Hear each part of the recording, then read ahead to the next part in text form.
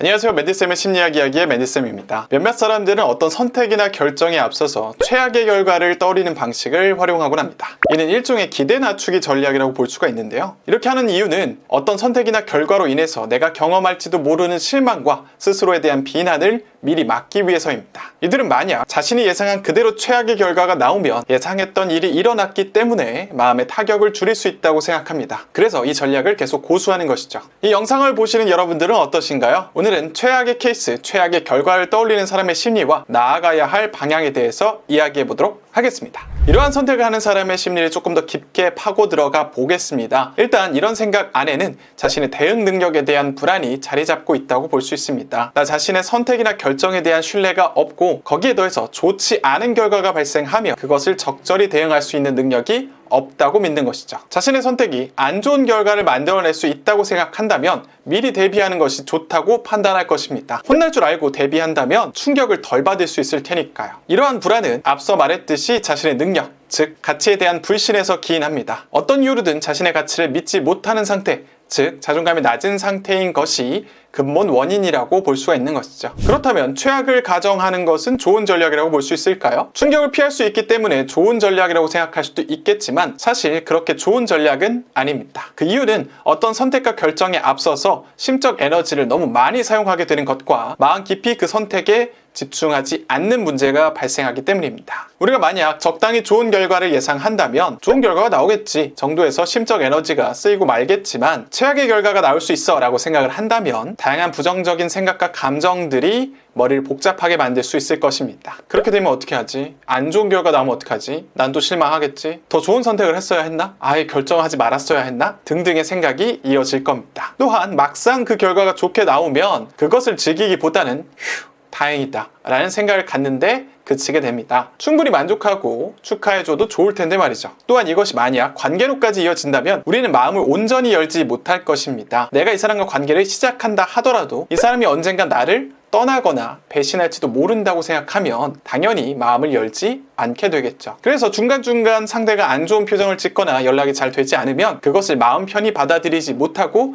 의심의 눈초리를 보내겠죠. 이 또한 에너지를 낭비시킬 겁니다. 사실은 이렇게 마음을 열지 않았기 때문에 상대가 떠날 수도 있는 것이지만 자신으로 인해서 상대가 막상 떠나면 그래 그럴 줄 알았어 역시 내 예상이 맞았어 라고 생각하기도 합니다. 이것 또한 마음을 보호하기 위한 합리화의 하나인 것이죠. 당신이 만약 자주 최악의 상황을 가정하면서 자신의 마음을 보호하고 있다면 이제 전략을 조금 바꿔보시기 바랍니다. 크게 세 가지 방향으로 말이죠. 첫 번째, 좋은 결과가 나오지 않을 때 실망감을 보듬어주기. 두 번째, 비난하지 말기. 세 번째, 결과가 나온 후에 무엇을 할지에 집중하기. 어떤 선택에 따른 결과가 좋지 않을 때 우리는 실망하고 그것을 느끼는 것은 당연합니다. 스트레스도 받고 짜증도 나고 다소 며칠간 후회도 하겠죠. 하지만 이러한 감정을 회피하거나 확대시키지 말고 이러한 감정들을 자연스레 이해해주고 보듬어주세요. 좋지 못한 결과가 나와서 실망했구나, 다음엔 잘할 수 있을 거야 등의 공감과 위로를 건네주세요. 이를 통해 감정이 해소되고 맑은 상태로 다시 시작할 수 있을 겁니다. 또 좋지 않은 결과가 나왔더라도 당신은 최선의 선택을 했다는 것을 잊지 마세요. 우리는 언제나 그 당시에 가장 좋은 선택을 합니다. 결과가 나오고 나서는 그것이 최고의 선택이 아니라는 것을 알게 되지만 그 전에는 절대로 알 수가 없습니다. 따라서 자신을 비난하기보다는 아쉬움을 받아들이고 비난하지 말고 보듬어주세요. 끝으로 어떤 결과가 나온 후에 감정에만 집중하기보다는 향후에 어떤 것을 할 것인지에 대해서 집중하기 바랍니다. 구체적으로 계획을 세우고 작게 시작해보는 게 좋겠죠. 만약 당신이 실망한 자신을 돌봐주고 비난하기보다는 보듬어주고 실행 계획을 세워서 결과에 대응한다면 당신은 굳이 최악의 결과를 상상하면서 심적 에너지를 쓸데없이 사용하지 않을 것입니다. 자신을 공격하지 않을 것이고 충분히 대응할 거라는 내면의 목소리가 있다면 실패에 대한 불안은 줄어들게 될 거예요. 만약 당신이 최악을 상상하는 것을 활용한다면 한 가지 좋은 방향이 있긴 합니다. 중차대한 선택을 앞두고 최악을 한번 상상해 보는 거죠. 그리고 그럼에도 불구하고 내가 대응할 수 있겠다라는 믿음을 갖는데 활용해보세요. 정말 망하더라도 이 선택으로 인해서 안 좋은 결과가 나오더라도 내가 고향에 가서 농사라도 짓겠지, 알바라도 하겠지, 내 친구들은 옆에 있어 주겠지 등의 생각들로